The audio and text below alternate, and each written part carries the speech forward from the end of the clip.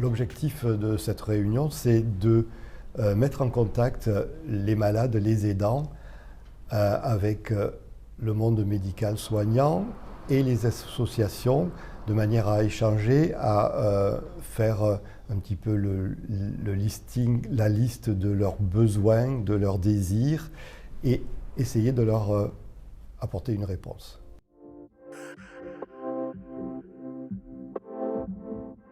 Ce que j'en retire, c'est d'abord la richesse des échanges, la sincérité des gens et la justesse de leurs arguments, de leurs témoignages.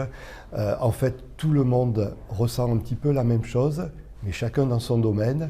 Et donc, ce type de rencontre permet d'ajuster, de mettre en phase les attentes du monde médical, du monde associatif, des patients et des aidants.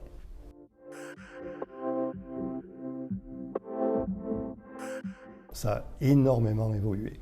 Énormément évolué parce que au début de ma carrière, première chose, les patients étaient dans des états bien plus mauvais qu'actuellement.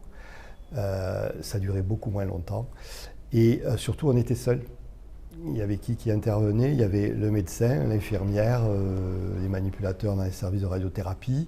On n'avait pas tout ce soutien. Les psychologues d'hôpitaux, c'était rarissime, ça n'existait pratiquement pas. Donc tout ça, c'est venu progressivement.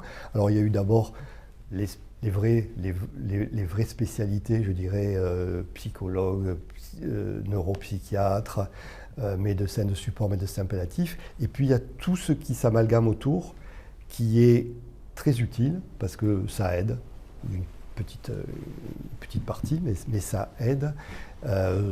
Sophrologues, somatothérapeutes, socio-esthéticiennes, enfin il y a une foule maintenant de métiers qui viennent nous épauler.